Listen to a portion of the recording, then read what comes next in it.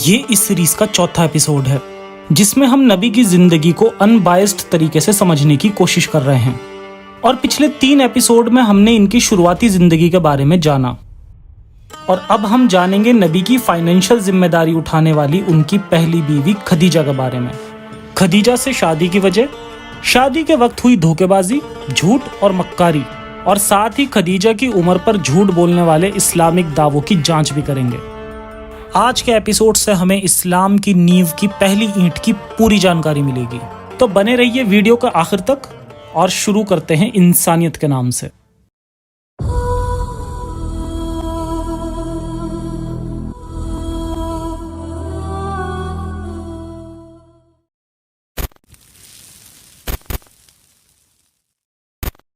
یہ ایک atheist channel ہے جو اسلام کی سچائی مسلم لوگوں تک پہنچا کر انہیں ہیومینسٹ اور ریشنلسٹ بنانے کی کوشش کرتا ہے۔ ہمارا مقصد مسلم لوگوں کے پرتی کسی طرح کی نفرت پھیلانا یا انہیں نیچے دکھانا نہیں ہے۔ تا محمد، جس کے پچھلے ایپیسوڈ میں ہم نے دیکھا کہ کس طرح محمد کو ان کے بچپن میں ہی ان کی ماں امینہ اور ان کے دادا عبد المطلب کا ساتھ چھوٹ جانے کی وجہ سے ان کے چچا ابو طالب نے محمد کی تربیت یعنی دیکھ بھال کی۔ دادا ابو مطلب کی طرح ہی ان کے چچا ابو طالب نے بھی انہیں اپنی خود کی اولادوں سے بھی زیادہ پیار دیا، لیکن بدلے میں نبی نے انہیں آگے چل کر لعنتوں اور دوزخ کی دھمکیوں کے علاوہ کچھ نہیں دیا۔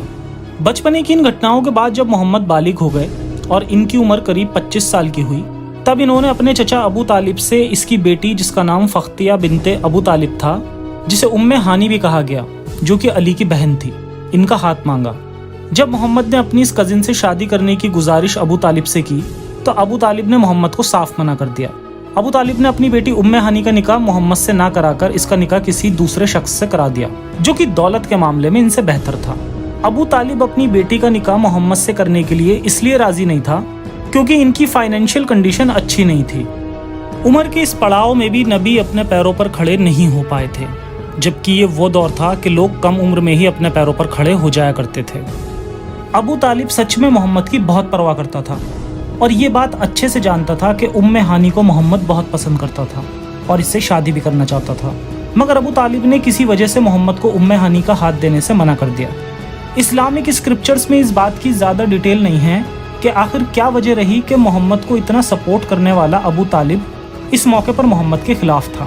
اسلامک اسکالرز کی مانے تو ابو طالب آرتھک تنگی کی وجہ سے اس رشتے سے راضی نہیں ہوا، مگر اتنی وجہ کافی نہیں ہے۔ یقیناً وہ محمد کی دماغی حالت سے واقف ہو چکا تھا، اسی لیے وہ اس رشتے سے بالکل راضی نہ ہوا، اور ایک بار پھر محمد نے خود کو بے سہارا محسوس کیا۔ محمد سچ مچ ہانی سے بہت پیار کرتا تھا، اور ہانی بھی اس بات کو بہت اچھے سے سمجھتی تھی، یہاں تک کہ جب محمد نے فتح مکہ کی اس وقت ہانی نے اسلام قبول کر لیا، اور یہ اس وقت محمد سے شادی کرنے کے لیے راضی بھی ہو گئی، مگر اس وقت محمد نے یہ شادی کرنے سے منع کر دیا اور کہا کہ اب بہت دیر ہو گئی ہے۔ خیر، کہا جاتا ہے کہ محمد کا مزاج باقی لوگوں سے بہت الگ تھا، اور محمد ہمیشہ اپنے ہی خیالوں میں گم رہتا اور کسی سے بھی زیادہ بات چیت نہیں کرتا تھا، اور نہ ہی محمد کے پاس کوئی روزگار تھا۔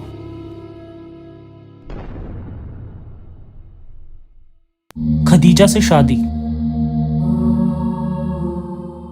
محمد بچپن سے ہی ابو طالب کی رکھوالی میں دیکھ ریکھ میں پل بڑھ رہا تھا، اور پھر ایک وقت وہ آیا کہ 25 سال کی عمر میں محمد کو ابو طالب نے خدیجہ کے پاس نوکری دلوائی۔ خدیجہ پیشے سے ایک مرچنٹ تھی، اور یہ اس وقت مکہ کی سب سے زیادہ امیر عورت تھی۔ خدیجہ کی اس سے پہلے 2 بار شادی ہو چکی تھی، لیکن دونوں ہی ہسبینڈ کی ڈیتھ ہو چکی تھی۔ سیرت حلبیہ میں آتا ہے، محمد کے چچا ابو طالب محمد سے کہا کرتے تھے کہ میں ایک بہت ہی غریب آدمی ہوں اور لمبے عرصے سے خشک سال چل رہا ہے، اور ہمارے پاس اس کے علاوہ کوئی اور روزی روٹی کا ذریعہ بھی نہیں ہے جس سے ہم اپنا گزارا چلا سکیں، اور نہ ہی ہماری کوئی تجارت ہے۔ مگر اس وقت مکہ سے حضرت خدیجہ کا ایک بہت بڑا تجارتی قافلہ ملک شام جانے والا ہے۔ خدیجہ ایک بہت ہی دولت مند خاتون ہے۔ اس کے بعد ابو طالب نے محمد سے تجارت کی طرف اشارہ کیا، اور محمد کو خدیجہ کا تجارتی کام کرنے کو منوانے لگے۔ ابو طالب اپنے بھتیجے کے بارے میں جا کر خدیجہ کو بتاتے، اور انہیں کسی اور کے بجائے محمد کو تجارت کا کام سونپنے کے لیے خدیجہ سے فریاد کرتے، جس کے بعد خدیجہ نے محمد کو اس کام کے لیے رکھ لیا۔ محمد نے خدیجہ کے لیے کچھ وقت کام کیا اور تجارت کے ساتھ یمن، بصرہ اور سیریا کا سفر بھی کیا۔ ایک بار محمد جب خدیجہ کے ایک غلام کے ساتھ سیریا تجارت کے سلسلے میں گئے، تب پھر سے محمد کے ساتھ کچھ عجیب گھٹنائیں پیش آئیں۔ جیسے فرشتے جبرائیل نے سیریا کے سفر میں پھر سے محمد کے سامنے دستک دی اور بار بار ایک بادل آ کر محمد کو تیز دھوپ سے بچاتا، جو چیز ہوتے ہوئے خود خدیجہ کے غلام نے بھی دیکھی۔ مگر تعجب کی بات یہ ہے کہ جب اللہ میاں کو اپنا یہ معجزہ دکھانے کی سب سے زیادہ ضرورت تھی، یعنی کفار مکہ کے سامنے، تب اس وقت اللہ میاں نے بھی محمد کا ساتھ نہیں دیا اور مجبوراً محمد کو اس وقت یہ بہانہ بنانا پڑا کہ صرف قرآن ہی میرا معجزہ ہے۔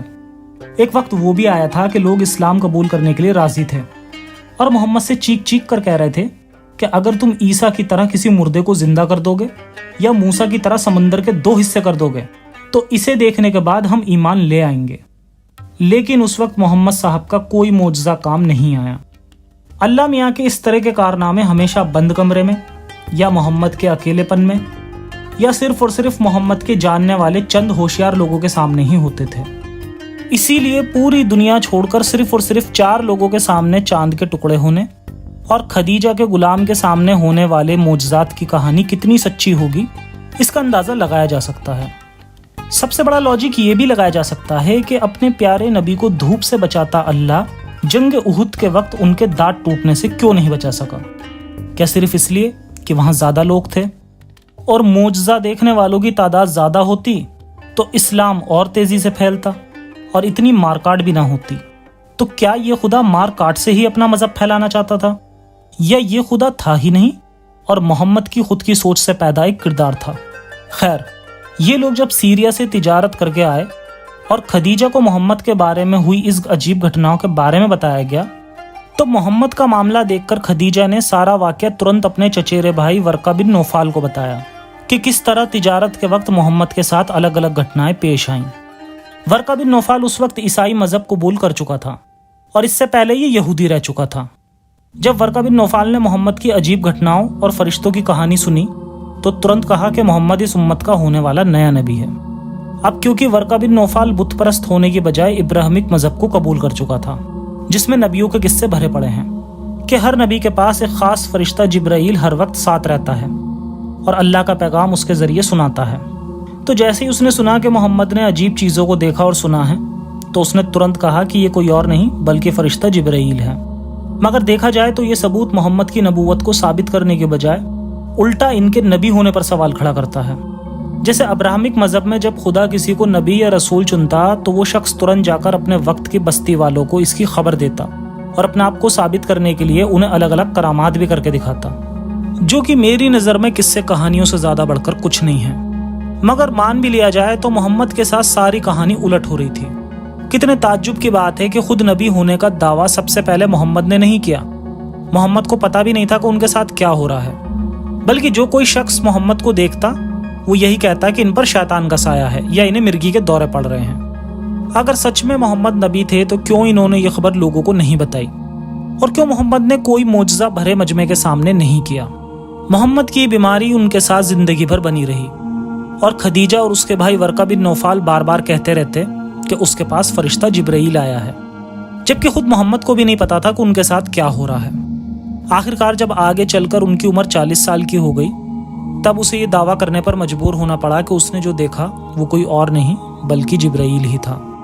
خیر، جب ورقہ بن نوفال نے خدیجہ کو بتایا کہ مجھے لگتا ہے کہ محمد ایک ہونے والا نبی ہے، تب ترنت خدیجہ نے محمد سے شادی کرنے کا من بنا لیا۔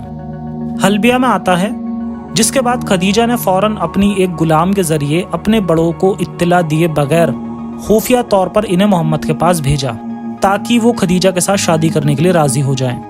انہوں نے محمد کے پاس جا کر کہا کہ اے محمد، تم شادی کیوں نہیں کر لیتے؟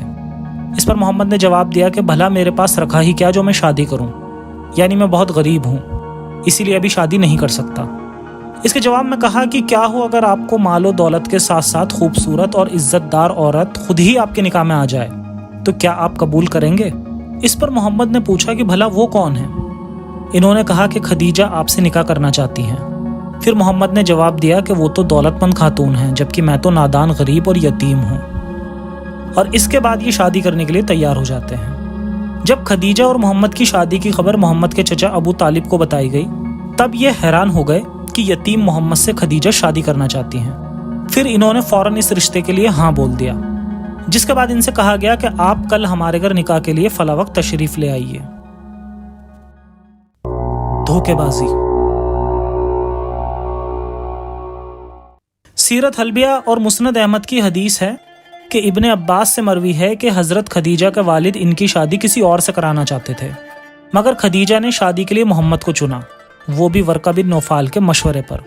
پھر محمد سے نکاح کے وقت ایک دعوت رکھی گئی جس میں شراب کا بھی انتظام کیا گیا۔ خدیجہ نے اس دعوت میں اپنے والد اور قریش کے کچھ لوگوں کو بلوایا۔ جب یہ لوگ دعوت میں آئے تو انہوں نے ان لوگوں کو خوب شراب پلا دی۔ اس وقت خدیجہ نے اپنے والد سے کہا کہ محمد بن عبداللہ سے میرا نکاح کرا دیجیے۔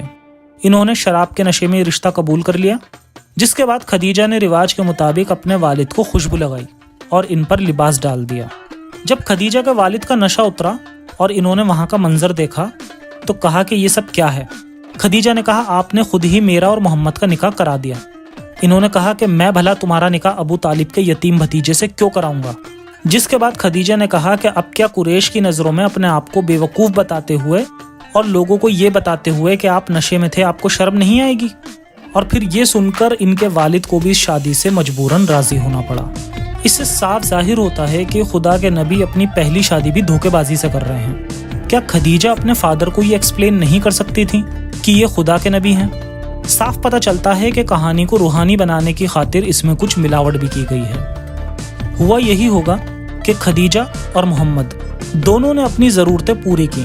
خدیجہ جس کی زندگی میں اکیلا پن تھا اور اسے ایسے شخص کی ضرورت تھی جو اس کا ہسبینڈ تو ہو لیکن اس کے اس زمانے کے مطابق اس پر حکم نہ چلا سکے، جس کے لیے محمد پرفیکٹ میچ تھا، کیونکہ خود میں ہی ڈوبا رہنے والا اور ہمیشہ اپنی مانسک بیماریوں سے پریشان انسان بھلا کیا حکم چلائے گا، خاص کر جب خدیجہ کے پیسے کا اس پر روب ہو۔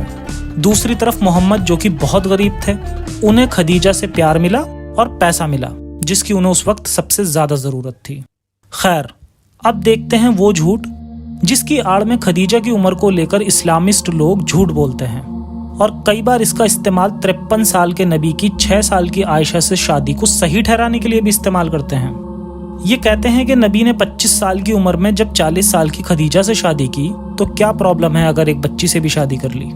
ویسے تو یہ آرگیومنٹ بھی اپنے آپ میں کمزور ہی ہے اور 6 سال کی معصوم عائشہ کے حق چھینے جانے کو جسٹیفائی نہیں کیا جا سکتا، لیکن پھر بھی یہاں مینشن ہونا ضروری ہے کہ اسلامک کتابوں سے ہمیں یہ بھی پتہ چلتا ہے کہ خدیجہ کی عمر 40 نہیں بلکہ 25 سے 28 سال کی تھی۔ اب کیونکہ اس کی الگ الگ حدیث ہیں مگر 40 سال والی روایتوں کو زیادہ ہی پاپولر کر دیا گیا ہے، مگر اس سے بھی اوتھینٹک اسکالر ابن کثیر نے کہا کہ ابن عباس نے کہا کہ جس وقت رسول اللہ کی شادی حضرت خدیجہ سے ہوئی اس وقت خدیجہ کی عمر 28 سال کی تھی، اور یہ بات لاجیکل بھی لگتی ہے کیونکہ اس شادی کے بعد رسول سے خدیجہ کے قریب 6 بچے ہوئے اور ایک 40 سال کی لیڈی کے لیے تقریباً 6 بچوں کو جنم دینا آسان نہیں ہے۔ خدیجہ اسلام کی شروعات کی ایک بہت اہم کڑی ہے۔ وہ اس وقت کی سب سے سفل بزنس ویمن ایسی ہی نہیں تھی، حالانکہ یہ بھی نہیں کہا جا سکتا کہ خدیجہ نے اسلام کی شروعات کروائی تاکہ وہ پیسے کما سکے۔ دراصل خدیجہ نے اپنے بھائی ورقہ بن نوفال کے ساتھ مل کر یہ کھیل کیول اس لیے کھیلا تاکہ محمد کو اس بات کا احساس نہ ہو کہ وہ ایک مینٹل پیشنٹ ہے، محمد کہیں دکھ سے سوسائیڈ نہ کر لیں۔ صرف اس لیے خدیجہ نے یہ سب کیا۔ خدیجہ نے اپنے مرتے دم تک محمد کا ساتھ دیا اور ان کے ہر پاگل پن کو فرشتے کی تعمیل اور خدا کے آدیش سے جوڑا۔ شروعات میں خدیجہ کے ہاتھوں شروع ہوا یہ کھیل کچھ خطرناک لوگوں کے ہاتھ چڑھ گیا، اور پھر جو ہوا وہ کبھی خدیجہ نے اپنے سپنے میں بھی نہیں سوچا ہوگا کہ ایسا ہوگا۔ جڑے رہیں اس سیریز کے ساتھ اور دیکھیں گے کہ کیسے دھیرے دھیرے یہ سب ایک مذہب کا روپ لینے لگا جو دنیا میں دوسرا سب سے بڑا مذہب سمجھا جاتا ہے۔ ملیں گے جلدی ہی اس سے آگے کا اتہاس لے کر، تب تک کے لیے سرکشت رہیں اور اپنا اور اپنوں کا خیال رکھیں، کٹرتا سے بچیں۔ جے ہند، جے سائنس، انسانیت حافظ۔